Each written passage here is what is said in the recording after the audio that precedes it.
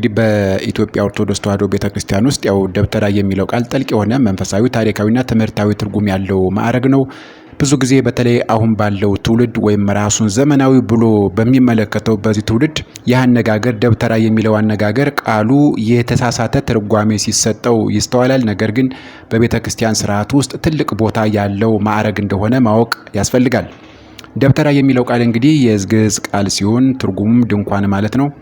ይህም ስያሜ የመጣው በብሉይ ኪዳን የነበረውን የኦሪት ድንኳን ወይም ደብተራ ኦሪት ለማገልገል ከተመረጡት ሌዋውያን ጋር በመመሰል እንደመጣ ይነገራል። በቤተ ክርስቲያናችን ደግሞ የምስጋና ድንኳን ወይም የታቦቱ ማደሪያ ተብለው ለሚታሰቡት ሊቃውንት የተሰጠ ስያሜ እንደሆነ መረጃዎች ይጠቁማሉ።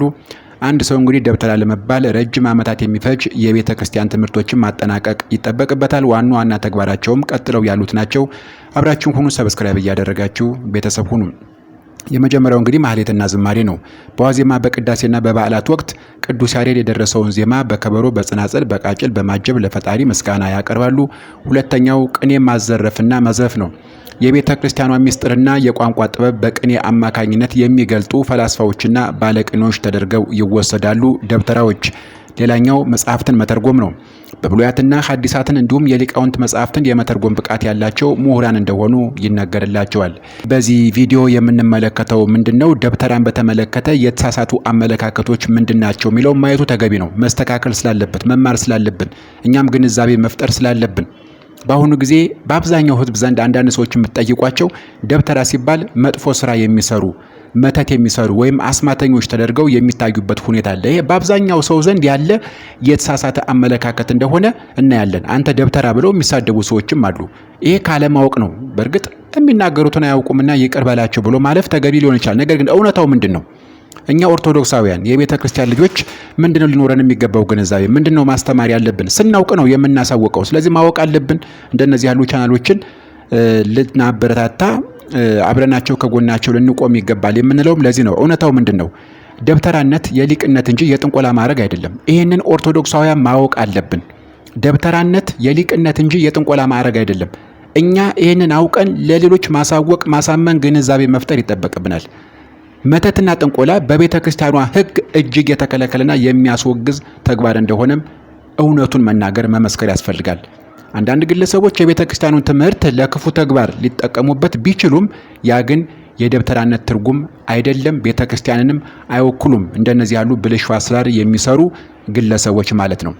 ደብተራዎች የኢትዮጵያ ኦርቶዶክስ ተዋሕዶ ቤተክርስቲያን የዜማ የቅኔና የታሪክ ጠባቂዎች ናቸው። ያለ እነርሱ ተሳትፎ የቤተ ክርስቲያኒቱ የማህሌትና የቅኔ ስርዓት ሙሉ ሊሆን አይችልም።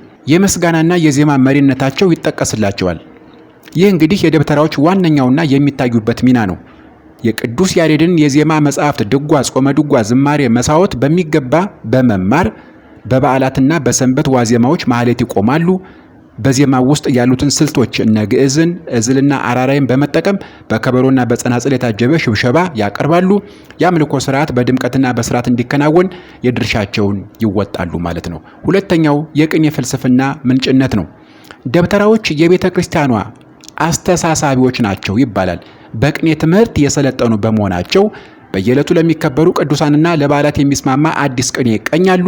የቋንቋውን ወይም የግዕዝን ሰዋሰውና ሚስጥር በመጠቀም ሰምና ወርቅ የተቀላቀለበት ጥልቅ መንፈሳዊ ፍልስፍናን ያመነጫሉ ማለት ነው ደብተራዎች። ሌላኛው የመጽሐፍ ትርጓሜና ትምህርት ነው። ከዜማው ጎን ለጎን ደብተራዎች ትላልቅ የቤተ ክርስቲያን መጽሐፍትን የመተርጎም ኃላፊነትም አለባቸው። አራቱ ጉባኤያት ማለትም ብሉይ ኪዳን፣ ሐዲስ ኪዳን፣ መጽሐፍተ መነኮሳትና መጽሐፍተ ሊቃውንት ተረክበው ለቀጣዩ ትውልድ ያስተምራሉ። በቤተ ክርስቲያን ውስጥ የሚነሱ ጥልቅ የሃይማኖት ምስጢራትን በመተንተን እንደ አማካሪና መምህር ሆነውም ያገለግላሉ ደብተራዎች። ሌላኛው የሥርዓተ ቅዳሴ ረዳትነት ነው። ምንም እንኳ ቅዳሴውን የሚመሩት ካህናትና ዲያቆናት ቢሆኑም ደብተራዎች ከውጭ በቅኔ ማህሌት ሆነው ለቅዳሴው የሚስማሙ አመላለስና ተአቅቦ ዜማዎችን በመዘመር የቅዳሴውን ስርዓት ያጅባሉ። ህዝቡ በዜማው ተመስጦ ወደ ጸሎት እንዲገባ የማነቃቃት ሚናም ይጫወታሉ። ሌላኛው የታሪክና የባህል ጠባቂነታቸው ነው። ደብተራዎች የኢትዮጵያ ጥንታዊ ስነ ጽሑፍ፣ የብራና አጻጻፍ፣ የቀለም አቀማመጥና የታሪክ ድርሳናትን ጠብቆ በማቆየት ትልቅ ድርሻ አላቸው። ብዙዎች የቤተ ክርስቲያን ጸሐፍትና የታሪክ ተመራማሪዎች ከዚህ ክፍል የሚወጡ ናቸው። ስናጠቃልለው ካህኑ መስዋዕቱን ያቀርባል፣ ደብተራው ደግሞ ምስጋናውንና ቅኔውን ያቀርባል። ሁለቱ ተደጋግፈው የቤተ ክርስቲያኗን መንፈሳዊ አገልግሎት የተሟላ ያደርጉታል ማለት ነው። የደብተራዎች አገልግሎት እጅግ ማራኪ የሚሆነው በዜማውና በቅኔው በጥልቅ ምስጢሩ ሲታጀብ ነው። ሁለቱን ዋና ዋና ክፍሎች ለይተን እንመለከታለን። የመጀመሪያው የቅኔ አይነቶች ወይም የምስጢርና የቋንቋ ጥበብን ይመለከታል። ቅኔ የቤተ ክርስቲያን ከፍተኛ የፍልስፍና ደረጃ ነው። ደብተራዎች ቅኔን ሲቀኙ ሰምና ወርቅ በመጠቀም ረቂቅ ምስጢር ያስተላልፋሉ። ጥቂቶቹ የቅኔ አይነቶችን ብንመለከት የመጀመሪያው ጉባኤ ቃና ነው። በጣም አጭርና ሁለት ስንኝን ብቻ ያሉት ቅኔ ነው። ለጀማሪዎች መለማመጃ፣ ለሊቃውንት ደግሞ መልእክትን ባጭሩ መግለጫ ሆኖ ያገለግላል። ሌላው ዕጣነ ሞገር ነው። 7 ስንኞች ያሉት ሲሆን በዜማውም ሆነ በይዘቱ ረዘም ያለና ጥልቅ ነው። ብዙውን ጊዜ በበዓላት ቀን ማህሌት ላይ ይቆማል። ሌላኛው ዝማሬ መላእክት ነው። 6 ስንኞች ያሉትና እጅግ ረቂቅ የሆኑ ሰዋሰዋዊ አወቃቀሮችን የሚይዝ የቅኔ አይነት እንደሆነ ይነገራል። ሌላኛው መወድስ ነው። 9 ስንኞች ያሉትና የቅኔዎች ሁሉ ንጉሥ ተብሎ የሚታሰበው ነው። በዜማው በጣም ከፍ ያለና ለዛ ያለው እንደሆነ ይነገራል። ሌላኛው የሽብሸባ ስርዓት ወይም መንፈሳዊ እንቅስቃሴ ነው። ደብተራዎች ማህሌት ሲቆሙ ዝም ብለው አይቆሙም። በዜማው ስሜትና በቃሉ ትርጉም ተመስጠው የሚያሳዩት መንፈሳዊ እንቅስቃሴ ወይም ሽብሸባ ይባላል። እያንዳንዱ መሳሪያና እንቅስቃሴም ትርጉም እንዳለው ቤተ ክርስቲያን ታስተምራለች። ከበሮ የእግዚአብሔርን ታላቅነትና ድል አድራጊነት ለማብሰር ይደበደባል።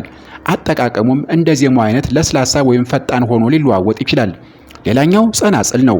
የጌታችን መገረፍና በስቅለቱ ጊዜ የነበረውን ድምፅ ለማስታወስ ጥቅም ላይ ይውላል። መቋሚያ ደብተራዎች ረጅም ሰዓት ቆመው ሲያመሰግኑ መደገፊያቸው ሲሆን በሽብሸባ ጊዜ ደግሞ እንደ በትረ ሙሴ ለምስጋና ውበት መስጫ ይሆናል። የሽብሸባውን ሂደት ስንመለከት የመጀመሪያው መርግድ ነው።